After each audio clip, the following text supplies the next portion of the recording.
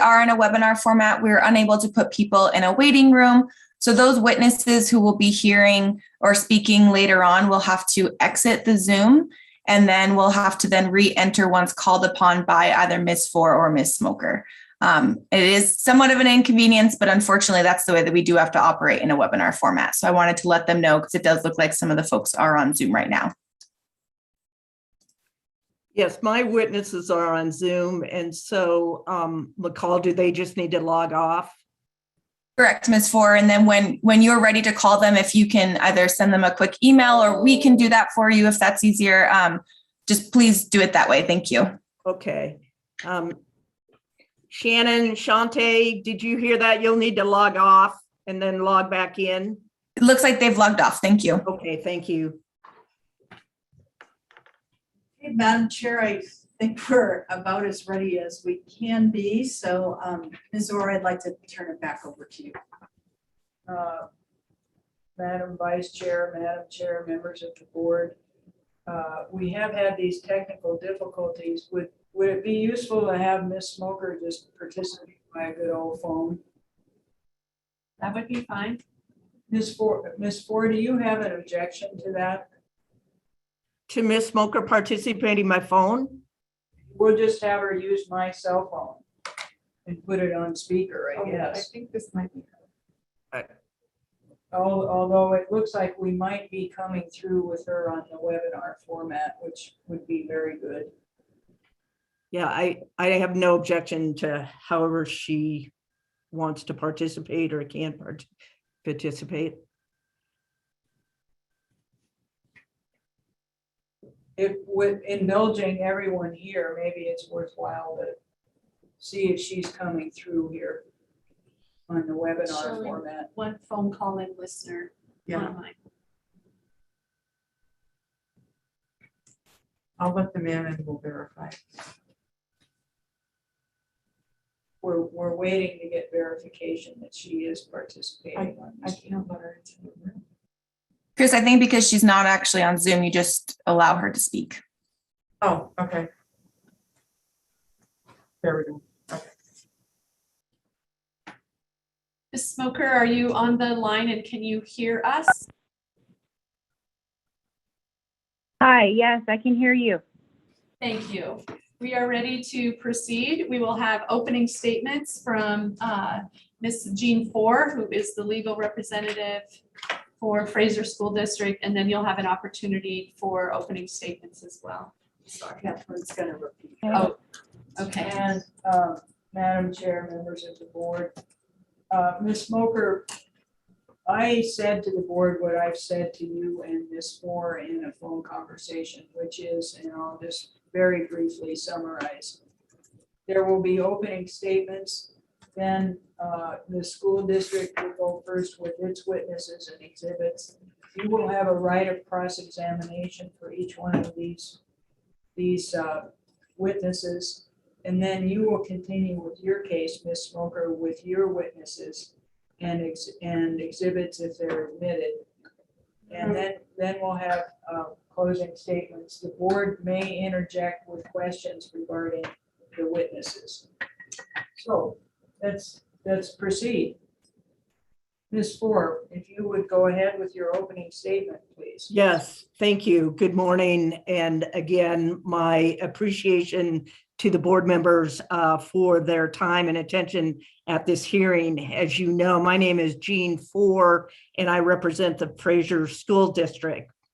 Under Montana Code Annotated Title 20-4-1110, the Board of Public Ed may suspend or revoke a teaching certificate for substantial and material non-performance of the employment contract between a teacher and the trustees. That then refers us to good cause under the Administrative Rules of Montana, ARM Section 10.57.611. And that provides in relevant part that a licensed staff member commits substantial and material non-performance of an employment contract pursuant to Montana Code Annotated 2020-4-1110, if after signing a binding contract of employment with the Montana School District, the licensed staff member substantially and materially breaches that contract without good cause. Significantly, the administrative rule defines good cause, and there are only 3 very limited circumstances which would justify good cause for the breach of an employment contract. And those again are defined under ARM 10.57.661 as follows: a substantial hardship to the licensed staff member's family due to a change of employment of the spouse of the licensed staff member that necessitates a move, illness of a family member of a licensed staff member that necessitates a move for purposes of providing for, caring for, or tending to the ill family member, or intolerable working conditions judged on the same basis as constructive discharge under Montana law. None of those 3 very limited circumstances qualifying as good cause exist here, and I'll explain why. In the school term 2019 to 2020, Ms. Smoker was a principal for the school district. At a board meeting on August 11, 2020, the Fraser School Board voted to remove Ms. Smoker as a principal and return her to the classroom. That is document mark number 70 in the board packet in front of you as part of our exhibits. As a result of that vote, Ms. Smoker entered into a contract with the Fraser School District on August 14, 2020. And she was then to be a first grade teacher with the school district in the term August 2020 through May or June of 2021. Significantly, the employment contract, which is in your board packet as Fraser School District document 75, provides in relevant part under subsection 2 that the parties agree that when a teacher does not fulfill an individual teaching contract, the school district has costs that cannot be determined. Therefore, teachers wishing to be released from this contract from July 1 through August 16 will pay 4% of this contract as liquidated damages. Teachers wishing to be released after August 16 and or during the school year will pay 10% of this contract as liquidated damages.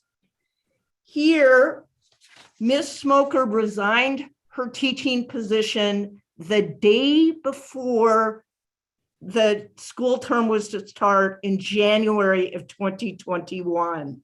She went on Christmas break, and the night before they would return to school on January 4th, of 2021, she sent an email to the board superintendent, Melanie Blunt, that she was resigning because of the fact that she was, a diabetic and that she had knee issues.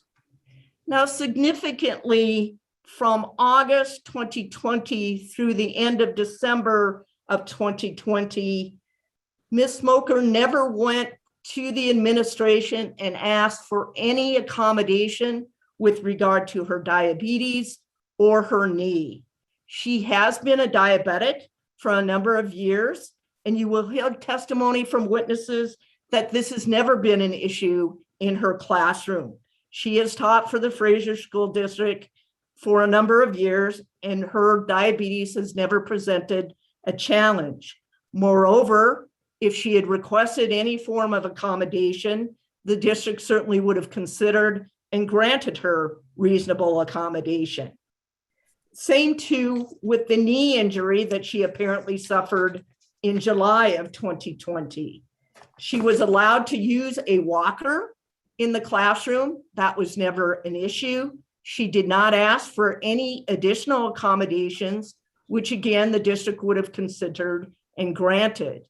Significant to that, in terms of her knee issue, are witnesses who also have observed Ms. Smoker at volleyball games and other sporting activities without the walker and climbing up and down the bleachers without any incident or occurrence.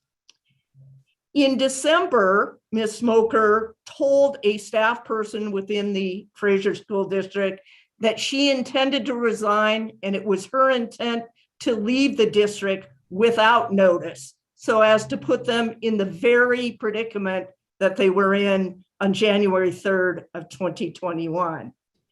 That resignation obviously threw this school district into a tailspin. It is significant to note that the Fraser School District already staffs K-8 almost exclusively with teachers from the Philippines. 6 of those 9 teachers are under emergency authorization from the Office of Public Instruction in terms of their teaching certificates. It is impossible for the Fraser School District to hire certified teachers in the state of Montana. Their only avenue with respect to teaching staff has been to reach out to the Philippines under a resource agreement that they have. As you know, those individuals are here only on 3-year visas to the extent that they even stay. When those teachers come to Fraser, Montana, think about not only the language barrier that is presented, but the cultural differences and the classroom management challenges. In the Philippines, as you may know, corporal punishment is allowed with respect to students. That isn't the case, obviously, and legitimately in the state of Montana.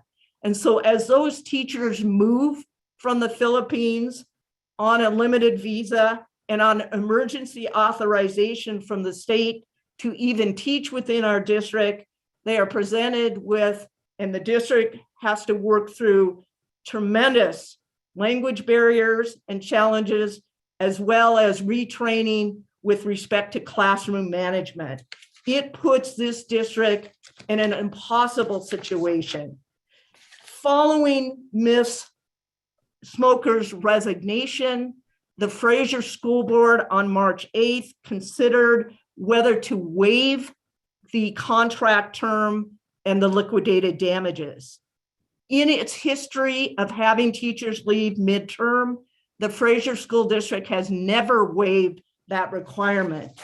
And again, if you look at the contract, you will note that it can be waived only in individual drastic cases. So the controlling language for the school board is this a drastic case? We also know that there was a principal position open within the Wolf Point School District and that Ms. Smoker had applied for that principal position. It is the Fraser School District's position in this case that Ms. Smoker fully intended to leave to become employed within the Wolf Point School District. She did not give notice before Christmas break in December, notwithstanding her intent to leave. She purposely was angry with the move from principal to the teaching position. And as a result of that anger, she left this district in dire straits. With no teacher in that first grade position in January of 2021, the now principal and then dean of students, Shannon Knowlton, had to leap into action, do both her own job and start teaching first grade. She had to prepare lesson plans. She had to do grades. She had to take extreme measures in terms of fulfilling that position that was left open. Under the circumstances and the law, it is Fraser School District urging the Board of Public Ed to suspend Ms. Smoker's teaching certificate in an effort to show that teachers cannot leave midterm. I would note that the demand for liquidated damages was made to Ms. Smoker. She was given an opportunity to pay those liquidated damages. To date, she has failed and refused to pay those liquidated damages. And so to the Fraser School District, the only means of enforcing its employment contract is to come before the Board of Public Ed and ask that it suspend Ms. Smoker's teaching certificate. And with that, I thank you very much for your time.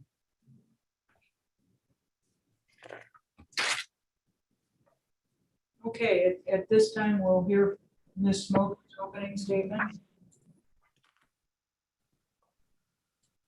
Hello? Yes, Can go you ahead. hear me? Yes, we can. Okay, hello. My name is Sonia Smoker. I'm an enrolled member from my Fort Peck Indian Reservation tribe, and I grew up and went to school in Fraser all my years. I would just want to give you a little background of me and where I come from, because you're totally getting painted a picture that is not me. I'm a mother of 3 children. My son, my eldest, graduated. My son, who is my eldest, graduated from high school at Fraser in 2017. I have a daughter, Kaylandra, she's 17, and my daughter, Deshea, is 10 years old. I am now divorced, and it's just up to me to take care of my children. I myself graduated from Fraser in 1992 as a valedictorian. I did all my school years at Fraser. I began my career in the education field as I worked as a teacher's aide, and from 1997 to 99. I then went to college and received my AA degree in 2001. From Fort Peck Community College. I then went to Rocky and graduated in 2002. Right immediately after that, I became a teacher at Fraser School, and I worked there in different classrooms for 5.5 years. Through those 15.5 years, I was a dean of students. I was a coach for high school basketball girls.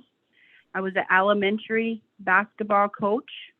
I was a volleyball coach, high school, and cheerleading advisor, and an elementary boys assistant coach.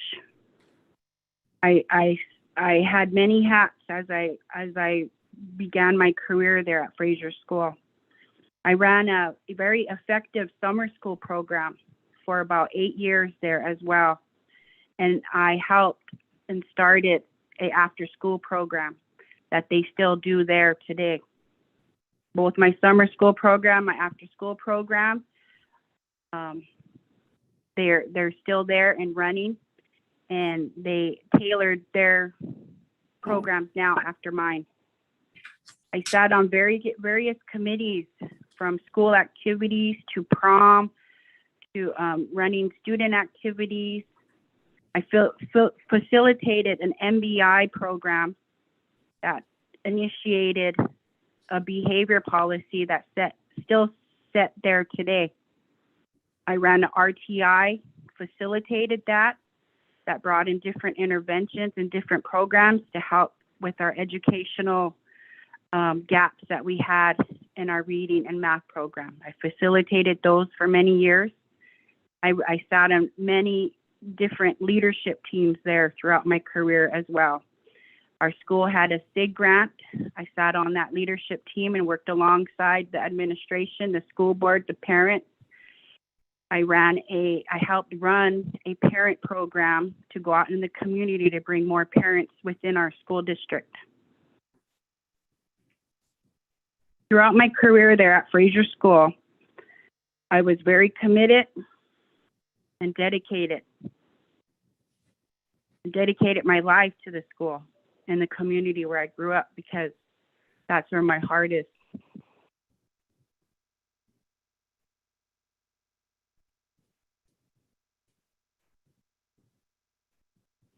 It was never my intention to, I'm sorry, put the school in a place where they had to blame me for the statements that they had just made. I was never angry.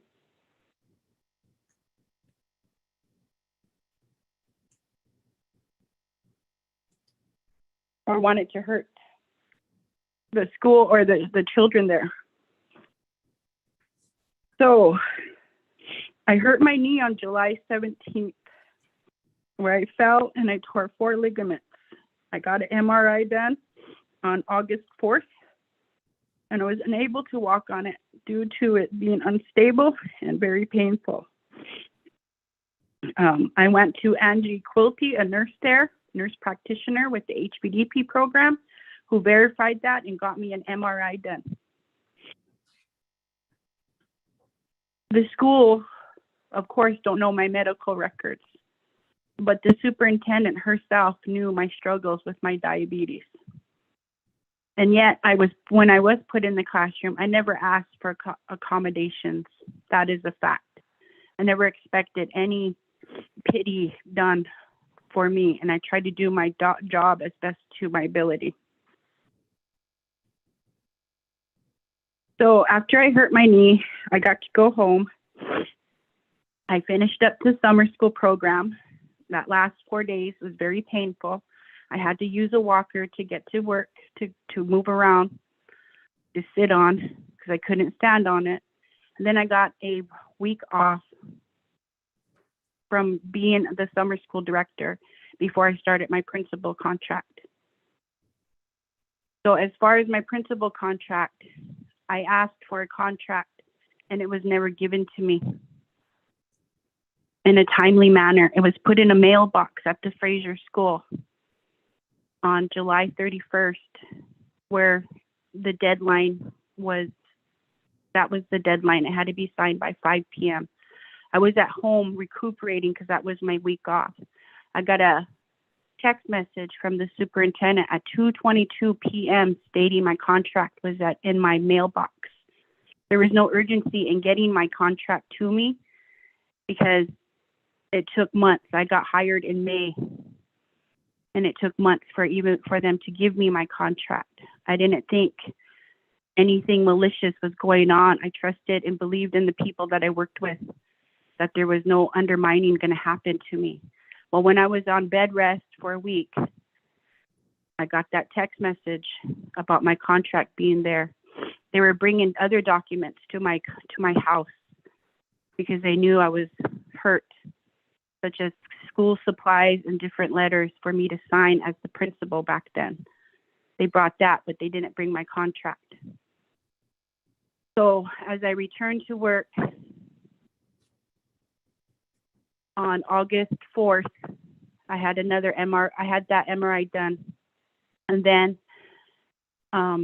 there was a special board meeting I attended on August 3rd about the reopening of the school and the COVID policies and things that we needed to take in consideration before we opened our doors to our students. There was a lot of work that needed to be done ahead of us. So I went and got my MRI done and confirmed that I tore 4 ligaments in my knee. I tore my ACL, I tore my MCL, I tore my LCL, and there was a slight tear in my meniscus. And the MRI proves that. I got a second MRI done of April of this year, which also states that fact that I still have 4 ligaments torn. I went to my doctor. Oh, wait, no, back up. So I obviously was hurt because I had to come to school. But before, when I was at home recuperating and I didn't get my contract sent to me, I then, my family and my daughters, we all were diagnosed with COVID. So we were under quarantine, so I could not return to work. And then they had their meeting on August 10th, their school board meeting, stating they were going to put me back in the classroom. The superintendent called me, gave me the bad news the next day. as I was talking to her, letting her know that I was confirmed with COVID. She then told me, over the phone conversation, that the board decided to put me in the classroom. The only thing on the agenda that night that was supposed to be discussed was my raise that I was asking for. As a superintendent herself received a 3% increase, and the teachers had just confirmed they settled their contract with the district, and all were receiving their 3% increase, and I was the only one that wasn't going to get an increase. So that was the only thing that was supposed to be discussed on the agenda. Because I was home on COVID, due to COVID, and my daughters had COVID, I did not attend that board meeting on that night. Then I got the conversation, or the phone conversation with the superintendent, Melanie, telling me they decided to put me in the classroom, which was very, very sudden, and I was shocked. I knew the Title I position was open because I, as a principal, assigned every single teacher within our district, our elementary, giving them their letter that needed to be done before the end of July, as states in our contract, that they needed to be notified of their classroom assignments, which I did that in a letter form. So the only position that was open was the Title I position. I did not want to distract or disrupt any type of a classrooms, because those teachers were already preparing for their classrooms. They were already prepared. So I wrote a letter and an email to the superintendent, as well as the board chair at that time was Yancy Beston, letting them know that I would gladly move into that transition into the classroom. But I would like to take the Title I position. I never received nothing. In fact, I was told I was harassing because I was requesting that. And they had moved Shannon Knowlton from the first grade classroom to the Title I position. She was working in that position when I started my teaching contract on September, when me and my family got off of COVID and we got to go back to work, go back to school. So this, whatever was going on and her leaving, that I don't know. She was in the office when I was when I got to go to work myself. So after we were diagnosed with, after we got to go back to work, I was happily starting my teaching contract. The stress, the level of stress and working in that office and working in the district was very, very stressful. And it did play a part on my diabetic, as I had a letter from my provider, Laurel Christians, that I saw for several years at IHS, confirmed that in a letter that she wrote for me as one of my exhibits, stating, my diabetes was a little out of control and I was trying to get it under control and things. I was happily to be in the classroom, and I did my best as try to be mobile around the building, how to use a walker for assistance.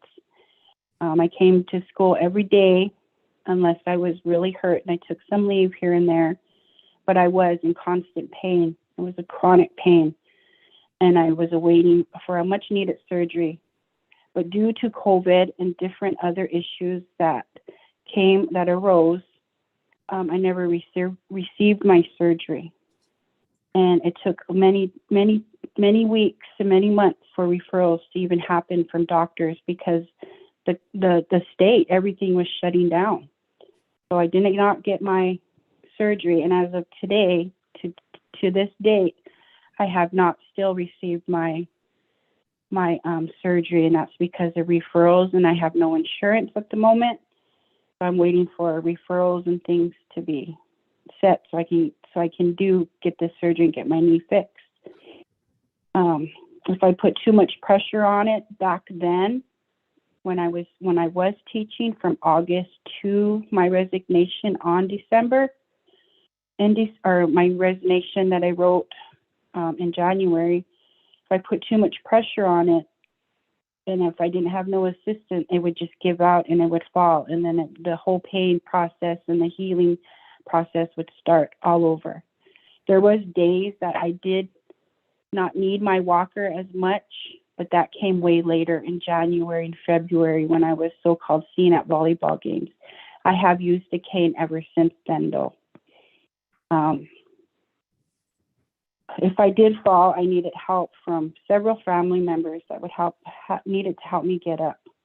I did fall in my classroom once, but I never brought that to an administration's attention or anything. I just sat in my classroom and waited till I could get up off the floor before my students came back. Not once did the administration, their new administration, or the superintendent that I worked along with for 3 years. However, we were also colleagues. I worked with her as a teacher for many years. She knows me. She knew about my personal life, me going through my divorce and everything. But I did not get one check to have anyone to come check on me. I just felt like there was some distance growing because of what happened to me due to my principal contract and me not getting it to me in time for me to be signed. I didn't have no resentment or no ill-hearted feelings towards anyone in the school or the administration or the school board. I think words are being put in my mouth that's not me. The only information that I ever received was a letter from the lawyer who's representing the school, Jean Farr. I got a letter from her stating that I needed to pay over $8,100 to the district. $5,700 of that was for liquidated damage. The rest was supposed to be for my so-called leave, exhausting my leave. I have exhibits in my case that with email sent from me to the administration as well as to the administration as well as to the I'm sorry, someone just walked in. Emails from to the clerk, Dean, as well as to Melanie, and to I don't know what title she is now, Administrative Secretary Shantae Japp, asking for a leave summary because I had anticipated a surgery. So I wanted all my leave figured out, and it took months for them to even figure that out. I know as a fact, when I was principal, our past secretary had resigned and had deleted all accumulated leave records. So there was no records, and I knew that information, but I expected the district to resolve that matter as far as leave. I don't know how they obtained their new records or how they even had made up these documents that was sent to me from 2016 on to current. Where they got that, I don't know where they pulled that out of. But I do have documents saying the administrative secretary was asking the clerk for information, and it took a while, months for them to get back to me, and then stating that there was no more documentation of anybody's accumulated leave. The district themselves also was trying to withhold money from me for my paychecks. And I had to get Maggie Copeland involved, which that's also an exhibit of mine about the leave. And they were gonna withhold some money from me right before Christmas. And I had to get her involved, and she had to write an email saying they couldn't do that. There was no grounds for that, especially when the district and the representative Maggie on behalf of the Fraser School teachers, FEA, was asking for information on accumulated leave for the other teachers that were there too. And the sick bank that they're supposed to monitor and keep track of there was no existence of so their records are all not accurate, and they haven't been maintained as professionally as they should be.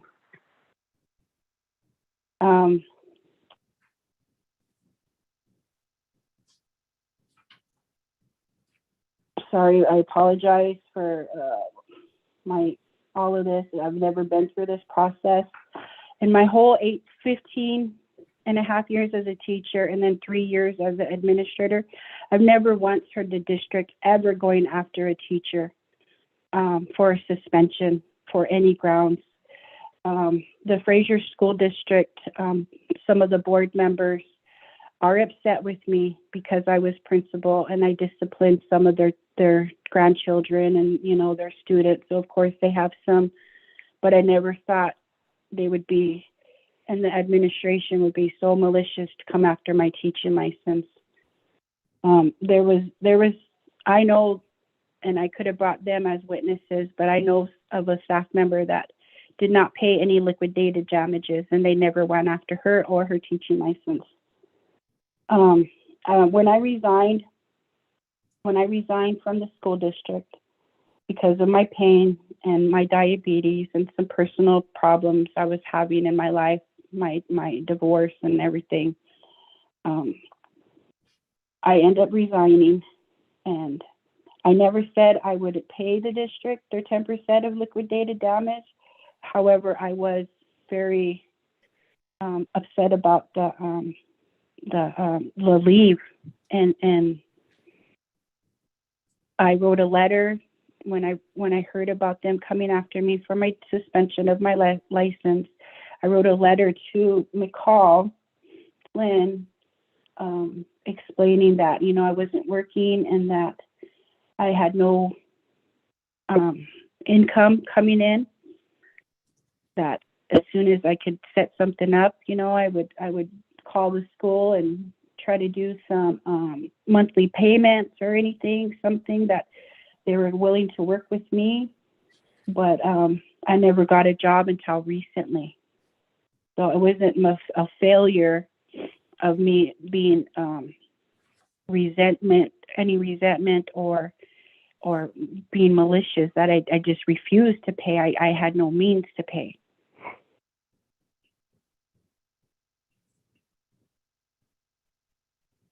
But I feel the district has their own reasons to come after me due to their own personal feelings, and I think that's what this is all about. If they need liquidated damages, I'm so open to monthly payments or what I can afford. As I said, I'm a single mother of 3 children that 2 of them are underage that I take care of.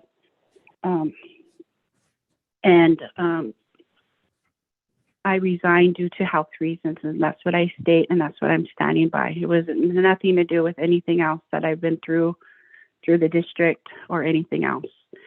As far as me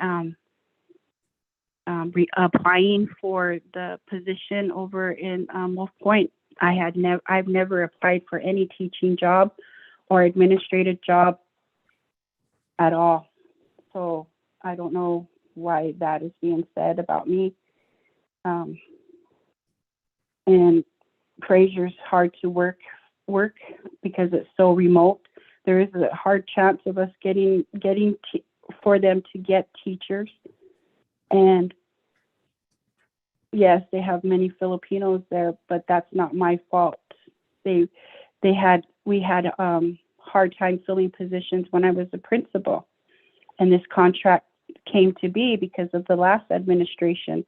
Mr. Jim Dakota and John Wetstead went out of the district, went out of the states, and found this program and brought this program to our school to hire Filipinos in the first place, because of the shortages, and that's common. So me leaving the district without a teacher, they had a certified teacher who was a first grade teacher to begin with, Shannon Knowlton, who was moved in the Title I position because when the board took my principal contract and put me in the classroom, she was moved right into that Title I and then became the Dean of Students. It was meant to be. So I didn't force her out of the classroom to leave her classroom. She was already in that position. And then the administration put their other lady that works in the office, Shantae Japp. She was an administrative assistant, a secretary. She was moved to a dean of students. So they had many opportunities to get people hired and work in those positions, teaching positions and stuff. But one thing I want to bring attention to as well is that there was a lot of teachers who were dismissed and was not rehired back. Why would they get rid of teachers when Ms. Smoker, I think the board is did they trying to get your attention. oh, I'm sorry. That's Yeah? all right. Ms. Smoker, can you, Hello? you begin to conclude your closing remarks, please? Okay, so it was never my intention to leave the district in disarray. I love that school. I always will. I'm a true Bear Cub at heart, and I would never hurt the students or anyone there.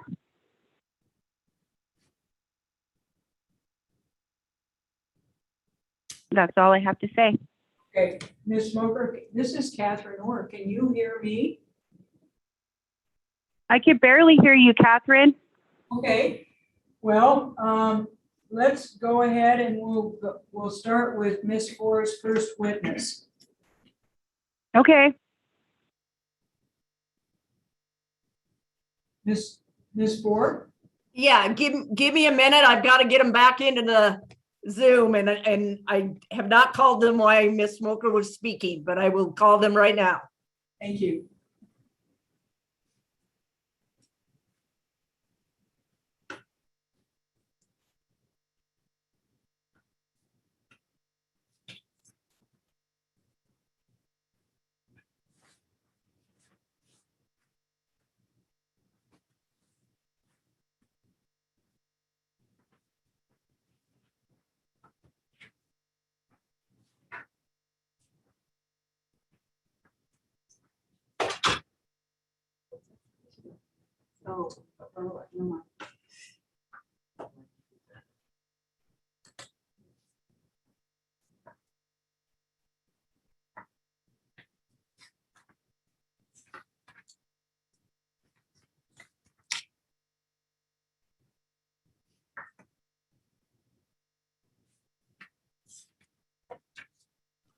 They are logging in momentarily. Thank you, Ms. Orr. And who is going to be your first witness? Shantae Japp, CHANTEJAPP.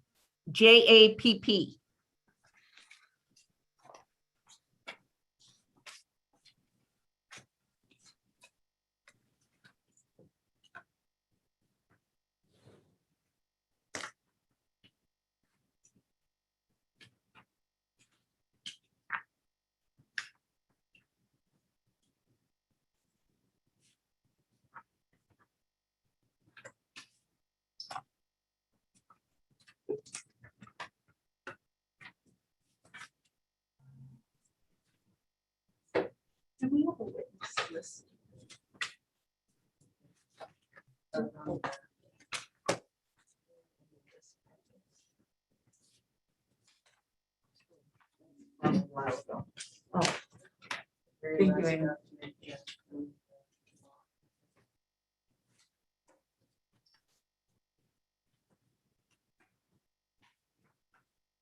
I'm promoting Shantae now.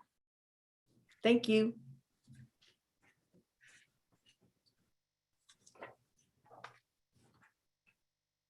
Ms. Orr, whenever you're ready. Thank you. Shantae, can you hear me?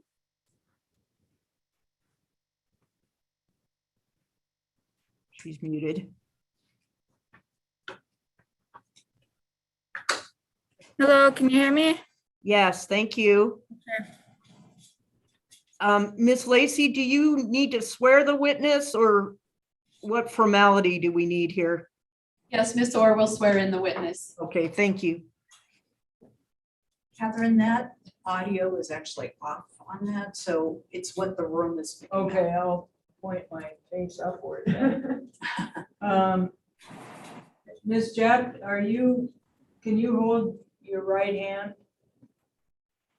and swear to tell the whole truth, nothing but the truth? Yes, I swear. Thank you. May I call you Shanti? Shantae. Shantae, thank you. I apologize. That's Um, fine. The accent doesn't show on the name, and I should know better being French. Shantae, can you explain to the Board of Ed, and those are the folks that are here listening to your testimony, what your current position is with the Fraser School District? My current position right now is the business clerk at the Fraser Public Schools How long have you been the business clerk? since June of this year. Before June of 2021, were you employed by the Fraser School District? Yes, In what position? I was the administrative secretary and the dean of students. And then I filled in as the athletic director after we lost ours and helped in the business office as well for a little while before I was hired. All right. In the school term 2019 to 2020, do you know what Miss Smoker's capacity with the Fraser School District was? She was the K-12 principal. All right. In August of 2020, did that position change? Yes, And what position was she offered in August of 2020? a teaching position. Okay. What happened to her sick leave as a result of that change in positions with the district? So from going from an administrator back to a teacher, her sick leave restarted as a teacher's sick leave. Okay. And is that provided for in the collective bargaining agreement between the Fraser School District and the certified teachers? Yes, That is for the board, our exhibit 1, which are the pages marked Fraser Public School District 1 through 57. Shantae, when Ms. Smoker left the position of principal, what became of her leave accrual at that time? you went to the teacher's leave of 80 hours sick, 32 personal, what it's laid out there in the CBA. Okay. Were you, when Ms. Smoker was working in the first grade classroom in the fall of 2020, were you familiar with her use of a walker? Yes, she would come in with a walker in the morning. Okay. Did she use that consistently throughout the fall of 2020? Coming in the door, sometimes in the hallways. Can't really say in the classroom as I never observed her classroom. Okay. Did you ever observe Ms. Smoker outside of the school premises not using the walker? Yes. Tell us about that. She has a family member that played on a volleyball team, the same as one of a young lady that I was taking care of at the time. So we would see each other at volleyball games, and she would come into the gym without a walker at times and being able to walk up and down bleachers. Okay.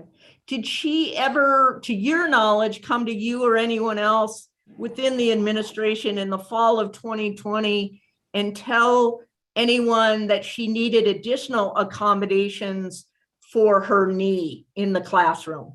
No, not to my knowledge. All right. Did she ever indicate to you that her diabetes was a problem in the classroom? No, not at all. Okay. How long have you worked at the Fraser School District? This is my 4th year working with the Fraser School District. Okay. In the 4 years that you've been with the Fraser School District, were you aware of Ms. Smoker's diabetic condition ever presenting a problem in terms of her roles or responsibilities? No, Are you aware of any accommodations that Ms. Smoker ever requested with respect to her need to manage her diabetes? she just asked for a fridge so that she could keep her medication in the fridge, and she was provided a fridge in her office and classroom. All right. Are you familiar with the Wolf Point School District and their advertising for a principal position in Wolf Point? Yes, at the Southside School. All right. Can you tell the board a little bit about that, what you know about that vacancy? They've had a vacancy for principal positions for a while. And it was known that a few applicants have applied and that Sonia Smoker was applying for that principal position. Okay. Were you aware that she had sent a notice of resignation on January 3rd of 2021? Yes, And was that the day before or the night before school was to start again after Christmas break? yes. What were you required to do then in January of 2021 to staff the classroom that Ms. Smoker had previously been managing? We had to put a substitute teacher in there, and you know, sometimes our subs wouldn't be available, so we'd have a para put in there. Is it legal to have a para run a first grade classroom? No. Okay, so what else was the school required to do to meet Montana law with respect to staffing that classroom? We did have at the time one of our teachers go in there who was in the Title I position and was a certified teacher. She also made up the plans and would go into the classroom. Okay. Did Ms. Smoker's resignation in January 2021 put the Fraser School District into a tailspin? Yes. Okay. And how is the Fraser School District with respect to its teaching vacancies? Are you aware of how the Fraser School District has recruited and filled as best it can its vacancies in its teaching positions? Yes, we advertise through the OPI, as well as we participate in the program with the J1 visa Filipinos teaching. So we have some of the J1 teachers here as well. All right. Is the K-8 positions at Fraser School District almost exclusively filled now with teachers from the Philippines? Yes. Okay. Are there challenges that are presented to the school district with filling those positions with teachers from the Philippines? Not, well, yes, just because they're foreign teachers and, you know, our students are American teachers, but they're very eager to learn. A lot of them have, you know, their master's or doctorate degrees in education. So they're very, most of them are very well trained as teachers, I can say. When in the fall of 2020, did Ms. Smoker become negative or in deficit in her sick leave bank? Yes. All right. And was that when she left in January 2021 and resigned her position, did she have a negative sick leave balance? Yes. Are you responsible for calculating those sick leave balances? Yes. Did you provide that sick leave balance to Ms. Smoker in the fall of 2020? Yes. All right. Thank you. I don't have any further questions for this witness. Then Ms. Smoker, you can go ahead and cross-examine this witness. And Catherine, did you say that This is Board Member Quinlan. Did you say that if the board did have questions of witnesses, it should occur at this point? I guess my recommendation would be to hear the Okay, cross-examination. great. Thank you.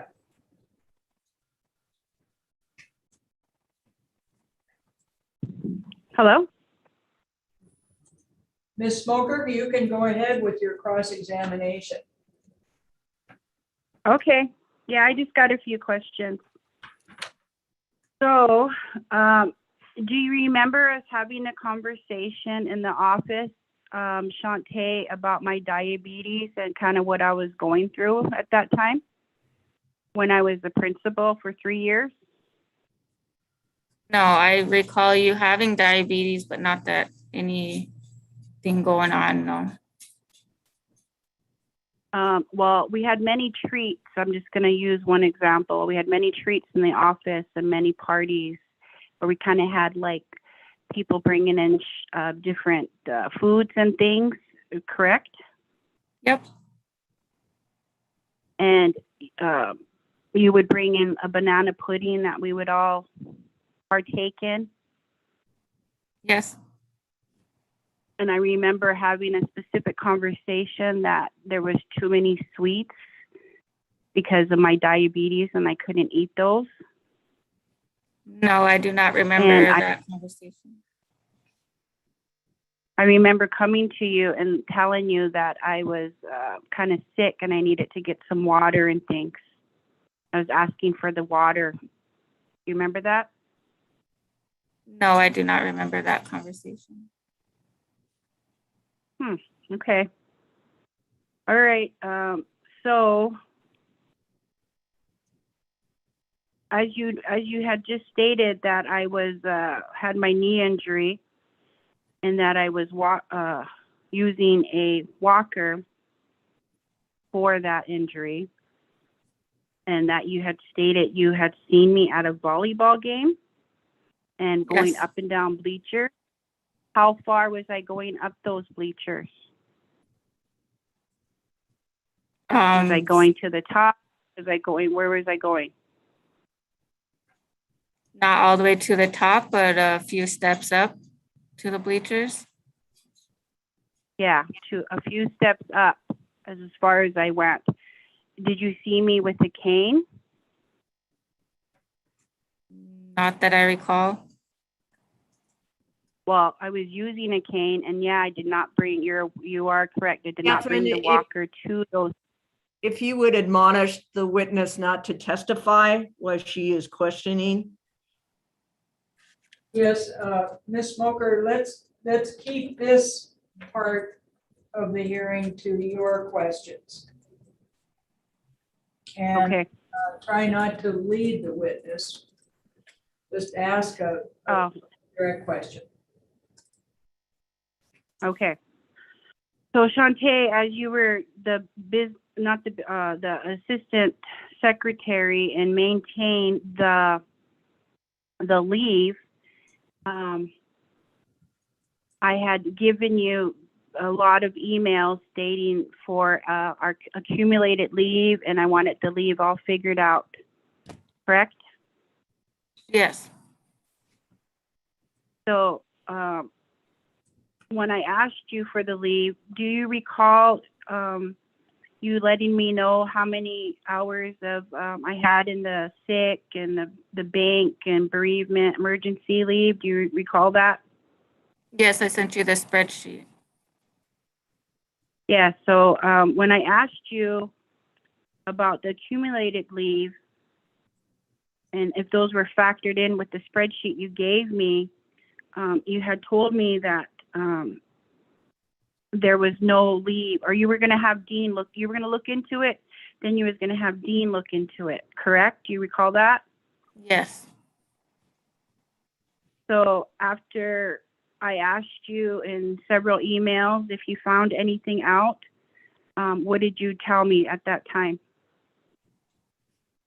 At this time, we do not have records because I was going to have to go back years prior and I did not have the time at that time to look at the records. So at that time, I didn't have any records to give you because I was going to have to go back and look into them from the prior secretary and her filing. Yeah, what you told me is there is no record of any accumulated leave, and you sent me what you had. Yes. As far as looking into records, I don't recall that. Was that in your email to me? I'm not sure. I don't have the emails in front of me. Oh. Well, let me see.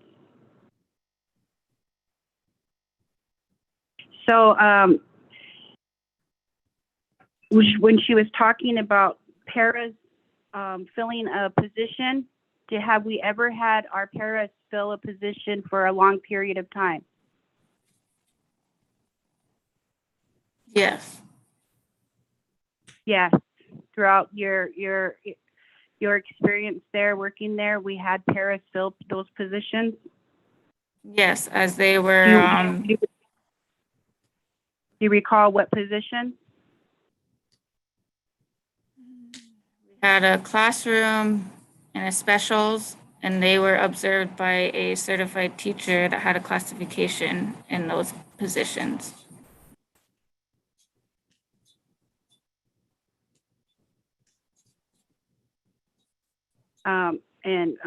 Do you recall a para being in the science room for several months?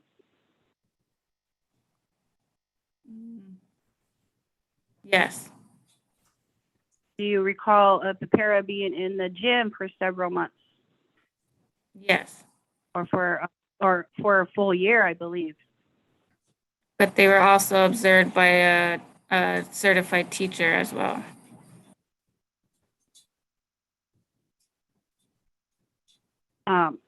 I just want to recap on that, because if I had heard wrong, we never had paras fill any long-term positions.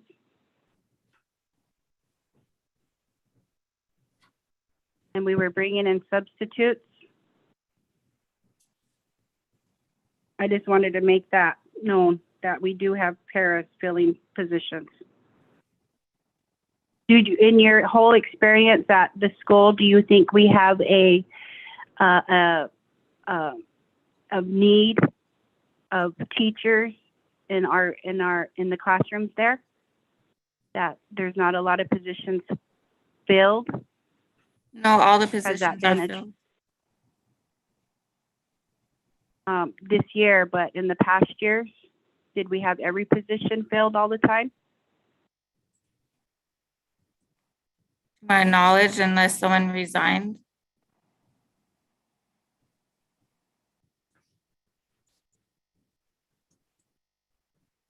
Okay, I don't have any more questions for this witness. Is there any redirect? No, thank you. Maybe the board has questions. Are there any questions from members of the board for this witness? I do. Board Member Shottle? Thank you, Shantae. Just a question. You mentioned that when Ms. Smoker went from the principal position back to the classroom, that she started at zero amount of leave as if she was a new teacher. Did I understand that correctly? Yes, and she was also negative in her principal leave. Okay, that's what I wanted to know, is if there had been any leave left from her administrative position prior to the time that she started at zero. Thank you. You're welcome. Are there other questions from board members? Board Member Hammond? Thank you, Madam Chair. Shantae, I was not quite clear in what you said, that you had heard that Shania was applying for a position at Wolf Point. You had heard that in the community. Could you describe that a little bit, please, for me? Yes, I heard it in the community. as well as seen on a paper that she was applying. Thank you. You're welcome. Shantae, Um, this is, Madeline Quinlan, board member. Can you just follow up on that? You said you saw it on a piece of paper. Was that something that came to the school district? No. Can you tell us what the nature of the paper was? It was just in the school, in the Wolf Point schools on a paper, a white printed piece of paper with some names on it for applicants. At Wolf Point? Yes. Board member Shottle, did you have a follow-up question? Well, mine was actually along the same line, is that I just want to, so were you ever contacted by the Wolf Point School District for verification of employment as an applicant? No. To your knowledge, was anybody ever asked in the district for a reference check on her? No. So I guess I'm wondering, because this is, to me, this is an important point. What verification do you personally have that there actually was an application on file at Wolf Point that she actually submitted? I personally do not have a verification that she submitted anything. Okay, thank you. You're welcome. Thank you. Are there, board member Heller? Thank you, Chair. Shantae, you had said you witnessed Miss Smoker use a walker at school. That's pretty clear. You witnessed her use it at volleyball games. Or not use it at volleyball games, but she didn't go all the way to the top of the bleachers. In witnessing that, I guess I'm a little unclear on the timing of that. Does it coincide with when she was having knee issues? And then witnessing her outside of the classroom, and for example, at the volleyball games, did she, how many times? Can you just clarify that for me? So the volleyball season is a fall sport, so it'd be between like August and October, I believe. And it was August to October 2020, and it was just a very few games, Wolf Point home games. So maybe like 3 or 4 games. She wasn't at always all of them, just a few of them. So it wasn't all the time, just a few games. And was that the only time you ever saw her not use the walker? I mean, did you run into her at the grocery store or somewhere else not using a walker? No. Was she limping? Not to my knowledge. I didn't really stare at her or watch her. I just noticed her and would look away. I do have one more question, Madam Chair. Please. Referring to the paras in the classroom, when there's not enough teachers to be in the classroom, how long has this been an issue with the Fraser School District? Not very long at all. Can you give, has it been 2 years, 5 years, 10 years? You know, can you give kind of a time frame? To my knowledge, just last year, but it would only be if there wasn't a substitute available. But then we'd also have our a teacher that was certified in the areas oversee them and go through with them. Okay, so if there was a teacher certified, I'm just trying to get this clear in my head. If a teacher was certified, but the para was teaching the classroom, why was the certified teacher not teaching that class? Because she would be up here as our Dean of Student and Title I teacher. That makes sense. Okay, that makes sense. And then how long would that time period be? Let's say you didn't have a science teacher, and so a para would go in to teach science, or let's just say the first grade classroom. and you needed a para to go in there, was that certified teacher overseeing the para the whole time? Throughout the day, yes. Every day, okay. And then last question on that, how long of a time period are we talking? Are we talking the para was in there with the oversight of a certified teacher for a week, a couple weeks, a month? Like how long would that go on? This one, we didn't have a substitute teacher, so it'd be a couple days or a week whenever there wasn't a substitute teacher available. Okay, and were the substitute teachers certified? Some of them are, some of them aren't. Okay, and how long would a substitute teacher be in the classroom without the oversight of a certified teacher? Varies. Varies, okay, thank you, that's all I have, Madam Chair. Thank you, Shante. Thank you. Board Member Hammond. Thank you, Madam Chair.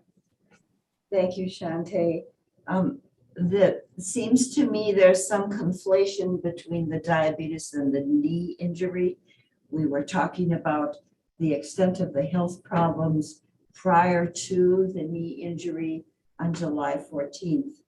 And then thereafter at the volleyball game, did you witness when you saw Mrs. Smoker at the volleyball game without the walker, her daughter assisting her? No.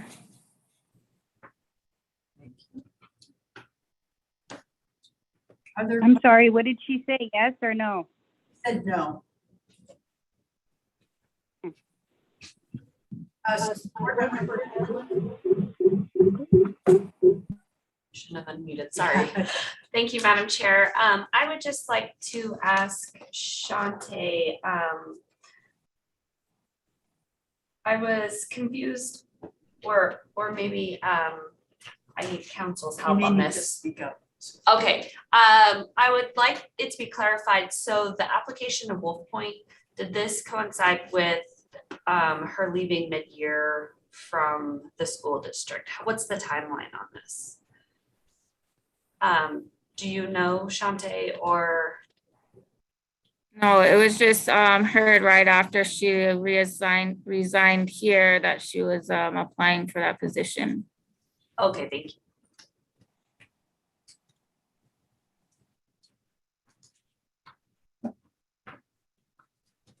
Catherine, you want to Yes, pick up from there?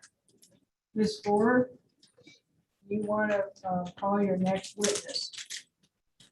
I have a follow-up question of this witness, Ms. Orr, as a result of the board members' questions, if I might. Yes, please go ahead with that. Thank you. Shante, you mentioned you saw a piece of paper in which Miss Smoker's name was associated with an application for the Will Point position. Yes, Where did you see this piece of paper? at the Wolf Point District Office, I had to stop in there for some business with a young lady that I was keeping. Okay, so this was a piece of paper you saw at the Wolf Point School District Business Office? Their district office. Okay, and can you tell us a little bit more about this piece of paper? It had a list of applicants on it? Yes, I probably shouldn't have seen it. It was just sitting on the desk of the lady that I was doing business with, and it just happened to be on top I there.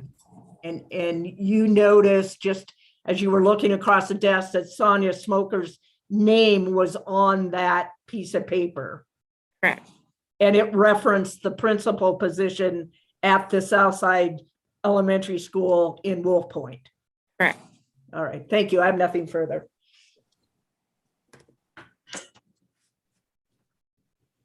Ms. Smoker, do you have any follow-up questions? Yeah, I just want a little bit more clarification. So she was going in to do her business at the Wolf Point District Office, and she happened to look on the desk and sees my name on a piece of paper for a principal position. Is that what I'm hearing?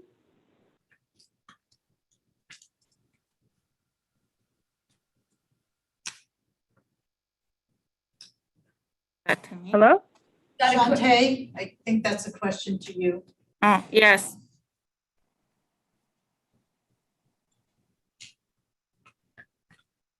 What day or what month, or can you recall the date of you so-called seeing this piece of paper?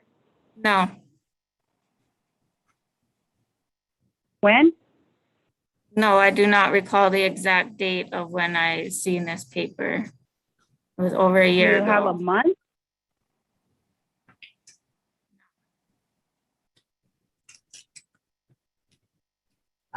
Shantae, could you, So Shantae, I'm gonna follow up with that. I thought that you had said you saw that after she had resigned from. Yeah, so I mean, a time frame between January and February, but I don't know the exact date, the exact month, so it would be between January and February sometime. Board Member Hammond, you have your hand up again. Oh, thank you, Madam Chair. I just wondered if it was possible that that was a prospective list of possible candidates in the area rather Yeah. than a list of applicants. And that could have been, yeah. Catherine, you wanna? yeah, that was my next question. Like what specific was on there, you know? So, in the interest of time, let's move on. I allowed Ms. Smoker a follow-up question because I did with Jean. Thank you. Ms. Ford. Thank you. Ms. Ford, could you call your next witness? Yes, we'll call Shannon Knowlton. Shantae, can you get Shannon in front of the camera there for us?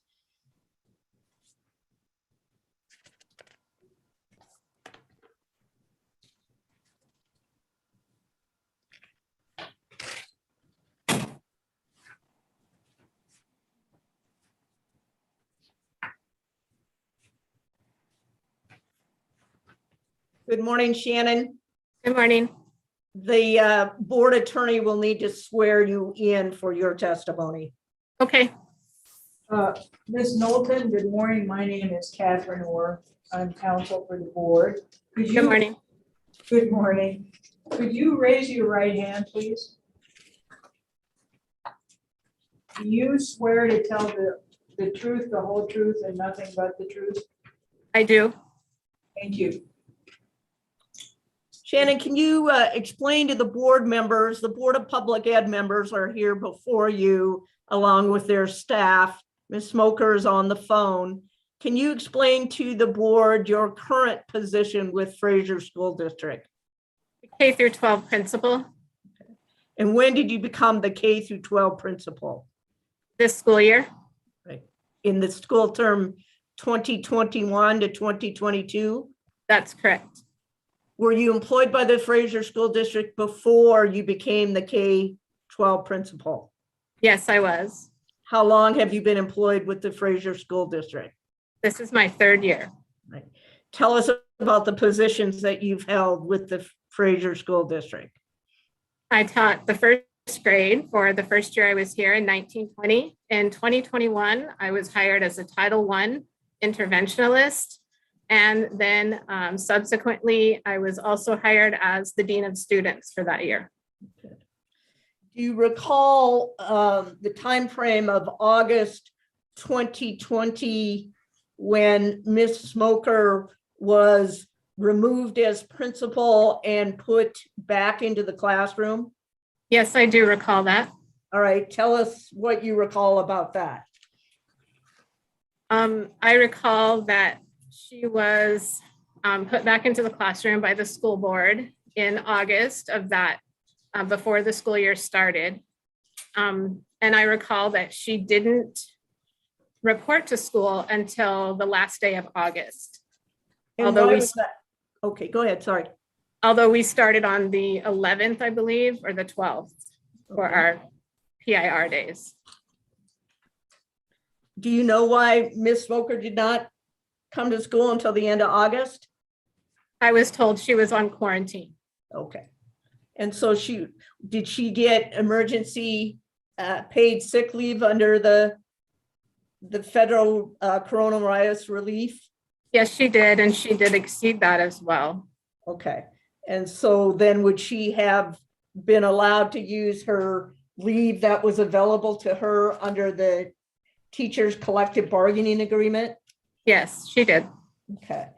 I'm going to refer you to the collective bargaining agreement between the Board of Trustees of the Fraser School District and the Fraser Education Association contract June 1, 2017 through June 30th of 2020. Has the Fraser School District negotiated a subsequent contract to your knowledge? As of today, you mean? Yes. They have agreed on one just recently, yes. All right, but throughout until, say, September of 2021, were they still in negotiations? Yes, All right, so the contract that has been marked as Fraser School District 1 through 57 is and dated July 1, 2017 through June 30th, 2020 would be the contract that was in place? yes, it was.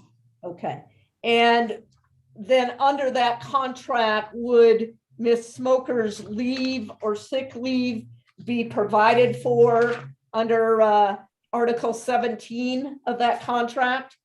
Yes, it is. Okay, and would she have had any leave carryover from her principal position, which she would have left in the summer of 2020? No, she was in a deficit at that time. Okay.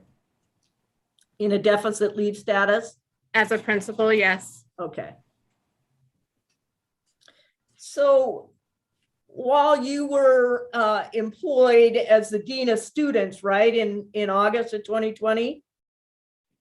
Yes, And were you also teaching Title I? yes. All right. Were you aware that Ms. Smoker was using a walker in the classroom? Yes, I observed that. All right. Did she ever request to you or anyone else within the administration any other accommodations for the knee situation that she was facing? Not to me and not to my knowledge. All right. Did she ever talk to you about challenges that her knee injury was presenting in the classroom? No, she did not. She was very hostile towards me because of the position I was put in, and I limited my contact with her. What do you mean by hostile? She was very angry that she was removed and put back into the classroom, and she was contacting me via text, via phone call, via any way she could try to get a hold of me to try to get me to resign my position and go back into the first grade classroom. Okay. So you tried to limit your interaction with her? I did. And yeah, I did. All right. As far as you knew, she was using a walker for her knee in the classroom. Were you aware of any challenges that her condition as a diabetic presented with respect to teaching in the first grade classroom? No. Okay. Did she ever come to you or anyone else within the administration to say, I need some additional accommodation or I need some additional support for management of my diabetes? No, she did not. All right. Did you see Ms. Smoker outside of the classroom in the fall of 2020 without using her walker? No, I You didn't. never, go ahead. No, I didn't. I haven't seen her outside of school. Okay. With respect to her resignation on January 3rd of 2021, tell me where you guys were at, where Fraser School District was at in terms of its school schedule on January 3rd of 2021. On the 4th, we were scheduled to return after Christmas break, and we were also scheduled to return all of our opt-out students that day. So we were no longer offering the opt-out status. So instead of having smaller classrooms starting January 4th, we were going to have full-size rooms, full-size, all students would have been back. on the 4th. Okay, and so, go ahead. We sorry. had no subs lined up. There were no lesson plans. In fact, I had already put in all of her grades for most of the time that she was in the 1st grade.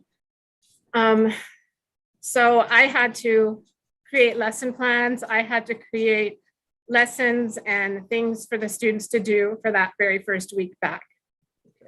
That night when I was trying to have family time. Okay.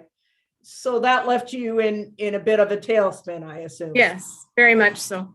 All right. Did you learn at some point in December that Ms. Smoker intended to resign?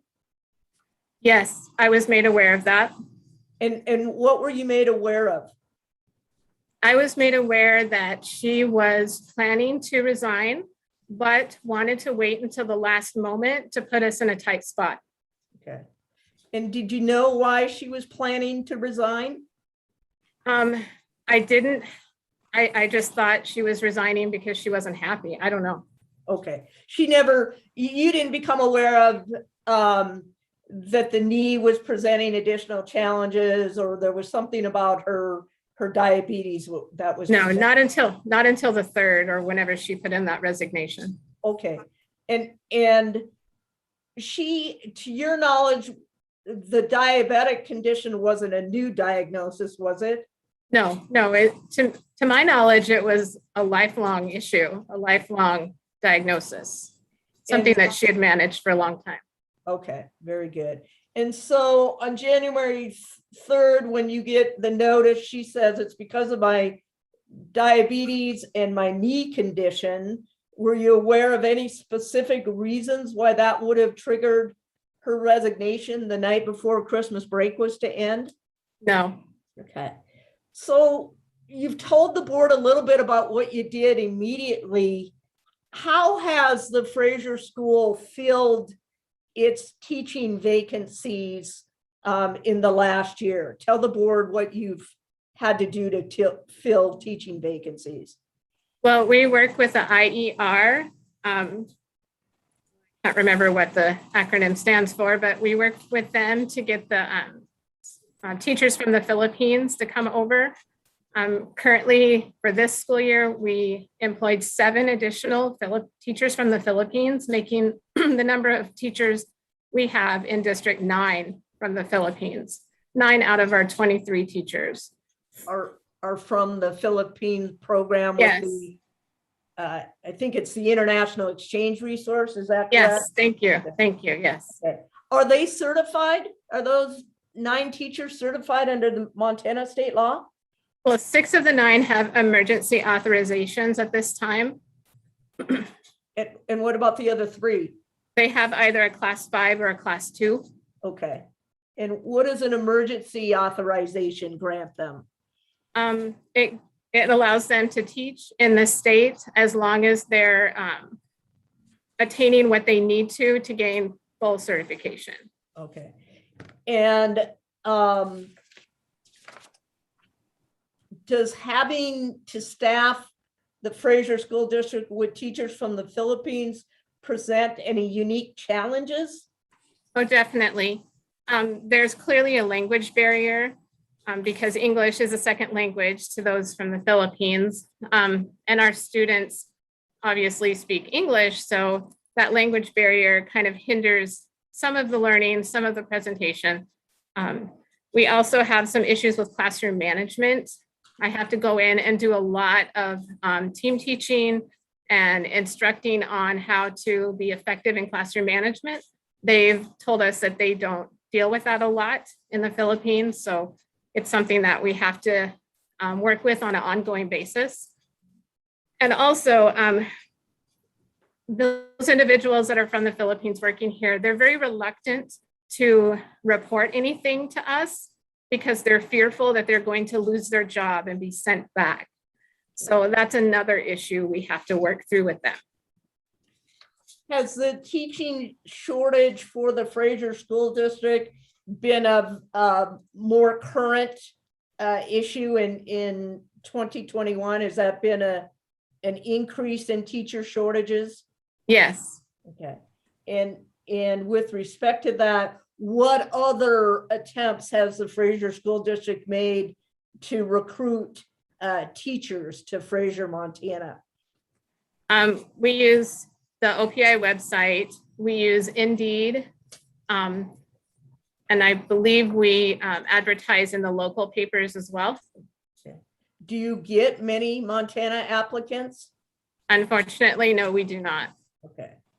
Tell the Board of Ed how big of a community Fraser is. It's very, very small. Okay, and where's it? 450 people, Say that again, I spoke over you, I apologize. about 450 people in the town of Fraser. And what was your second question?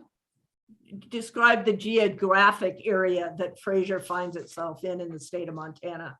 Okay, we're very remote. We're up in the northeast corner and we're on the far west side of the reservation line. And we're actually in Valley County with the rest of the reservation in Roosevelt County. So we're kind of outliers, Okay. often left out of things.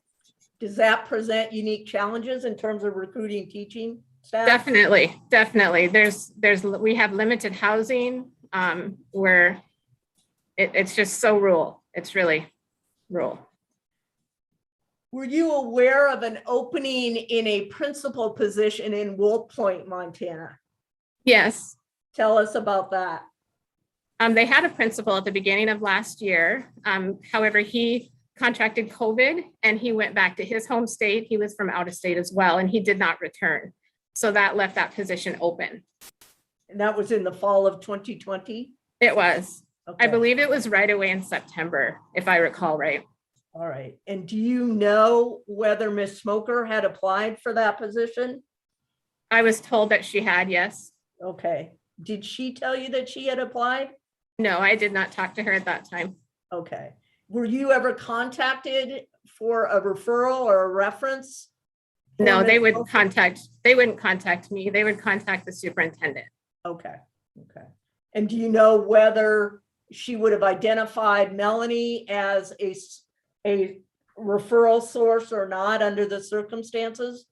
I would assume she wouldn't under the circumstances, but I don't know. All right, very good. When she left, when Ms. Smoker resigned the night before the January term was to begin, do you know whether she was in a negative sick leave status? To my understanding, she was, yes. Okay. And does the school district expect employees to repay a negative sick leave balance when they Yes, leave? Go ahead.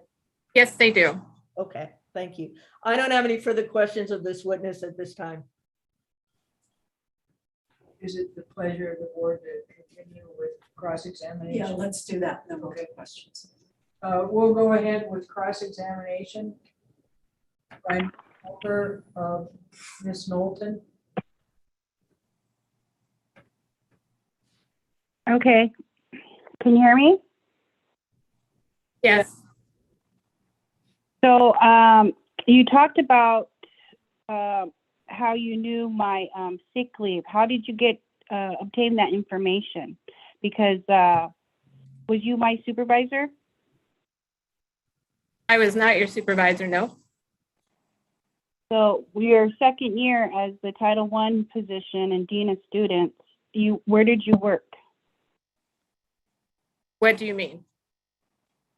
Where was your, you worked at the Fraser School, but where did you take up your, what room did you work out of? My Title I room was in the elementary computer lab. It was no longer the computer lab at that time. And I also had an office in the former counselor's office in the main office. So in your Title I room, did you work with students in that room? I did. How many students did you see? I don't recall at this time. You don't recall last year? There were several students. I can't give you a specific number. I would say between 10 and 15. So under your position as a Title I interventionist, you worked with students Yes, on a daily basis? no, What I was your had a- duties then as a, what? I couldn't understand you. I said, what were some of the duties you performed as a Title I teacher?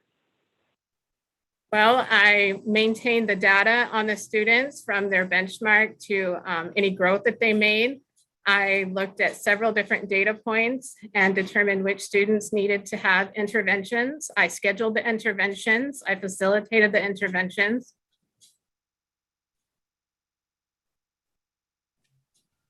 So with all that work, how many students then did you see? The students changed throughout the year depending on their achievement. Can you give me a ballpark? Is it 20, 30, 42? I don't feel comfortable giving a number when I don't know the accurate numbers. I mean, it fluctuated. Oh, okay. Fluctuated. Excuse But you did work in Title I room with students daily?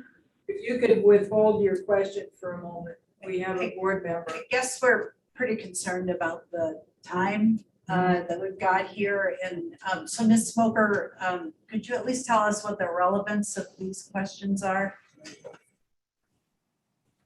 Yeah, well, I wanted to know I wanted some clarification because, you know, they made a statement saying I put them in a bind and how she had to leave her position in a Title I position to do lesson plans when I resigned and overseeing the sub and the paras and had to do all this extra work that put her in a frenzy.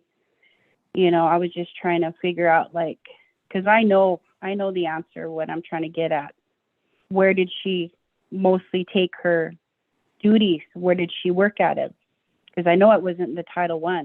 I was in that hallway. She mainly worked in the office.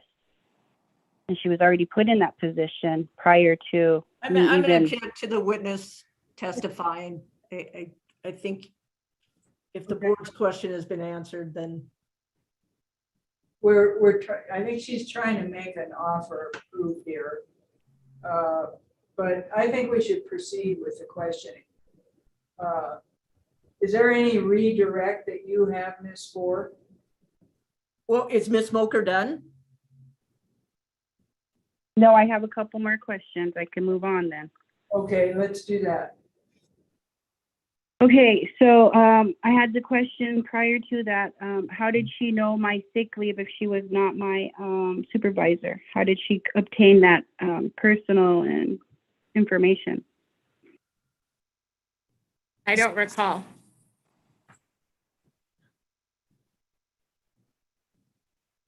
You don't recall where you got the information, so, but you knew I was in the negative. Is that what you're saying?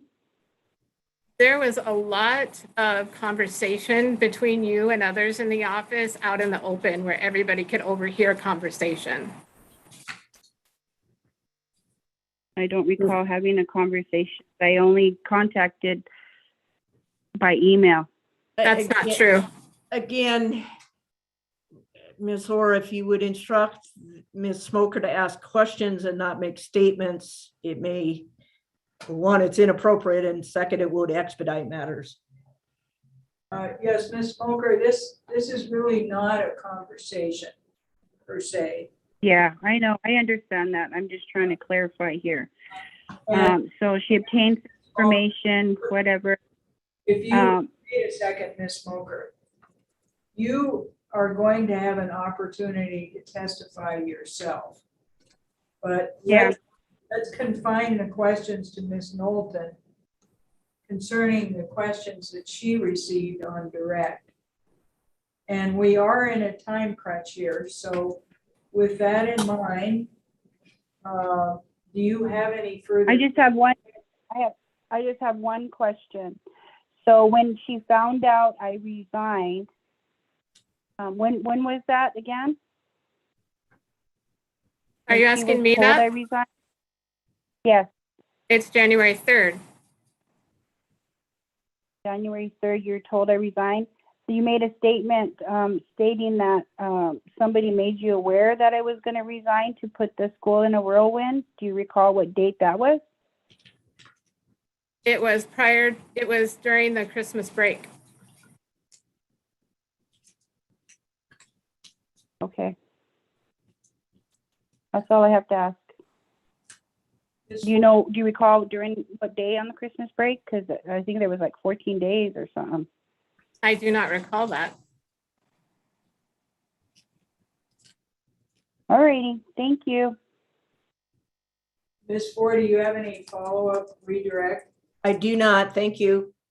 Thank you. At this time, maybe members of the board have questions of this witness. Questions from board members? I have a question. Chair Lacy? This is Board Member Lacy. Thank you, Shannon, for being here with us today. How can you expand, following up on the last question there, how and who told you during the Christmas break that she intended to resign? You want me to give you the name of the person that told us? I think we need to understand if it's hearsay, if it's credible information. I think it's an important point that is being brought up. So I think we need details about that. Yes, please. Okay. I'm aware of the activity in your community around these types of things. I am aware of that. Okay. Miss Smoker was observed many times in the second grade classroom during her prep periods, talking to the second grade teacher, Miss Janice Sable. And it was Janice Sable who informed Miss Blunt Cole, and she informed me that Sonia had planned on resigning, but wanted to wait until the last moment to put the school district in a tight spot. Those were the words that were told to me. Thank you. And how and from whom did you hear about Ms. Smoker's application to Wolf Point Public Schools? I heard it from the school board chair. The Fraser School Board Chair or the Wolf Point School Board Chair? The Fraser School Board Chair. So the Fraser School Board Chair told you that? Yes, she wasn't the chair at that time, but she is the chair now. Further questions? That's all the questions I have. Thank you. Member Hammer? Thank you. Okay. Any other board questions? Board Member Heller? Thank you, Board Member Helen here. I'll try to make this quick since we're. Miss Knowlton, did you ever document Miss Smoker treating you poorly? You referenced she basically harassed you, sending you text. Yes, I did. Yes, I definitely did. You still have that documentation? I do, and I presented part of it to the school board at meetings as well. So there's documentation through meeting minutes. Okay, all right. Did you ever officially document all of the extra work that you had to do in her classroom or complain to the school board or superintendent? Yes, frequently. Okay, so that documentation is on file. Yes. Okay. How long has the Fraser School District used Indeed and OPI and other ways to hire teachers from the Philippines? 5 years, 3 to 5 years, I believe. Okay. Except they go through IER for the Philippines, not Indeed or OPI. Okay, but 5 years, they've. Yes. Others Yes. to bring people in, okay? Yes. That is all I have, thank you. You're welcome. Is there any follow-up? Oh, I'm sorry. Is there another board member? No. Okay, I didn't see it. Is there any follow-up from either Ms. Ford or Ms. Smoker? I have one question. Shannon, do you know if the superintendent, Melanie Blunt-Cole, reprimanded Ms. Smoker in November of 2020 for her hostile treatment of you? Yes. Okay, and was that a written reprimand that I'm sure you didn't see, but do you know whether it was delivered to Ms. Smoker? Yes, Okay. it was. And I'll ask Melanie about that document, but thank you. You're welcome. So I have a question. When did this harassment start? It When started did this right after you occur? moved into the first grade classroom. Actually, it started after August 3rd when you were removed from principal and put into the classroom. That's when I harassed you. That's when it started, yes. So you made a statement saying I harassed you by text, Yes, message, or whatever. yes. Can you explain the harassment? What do you? I'm trying to understand this. Constantly calling me through Facebook Messenger, texting me, trying to get me to answer and talk to you when I was not going to do that. When are you stating that occurred? After I got put in the classroom, that's when that happened? After August 3rd. After August 3rd, I got put in the classroom. Okay, no questions. Okay, Ms. Ford, do you want to call your next witness? Yes, Shannon, do you know if Melanie's arrived back? Yes, she's back now. Okay, let's put Melanie Blunt on then, if you'll get her in the Okay. room. I'll go out and get her. Okay, thank you. You're welcome.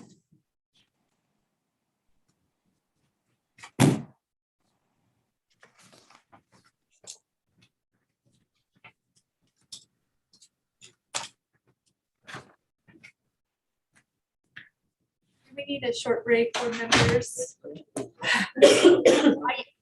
Your Honor, I could use one to go to the bathroom real quickly. Way too much coffee since 8:30. We will take a short break and reconvene at 11:05. Thank you. Highly recommended.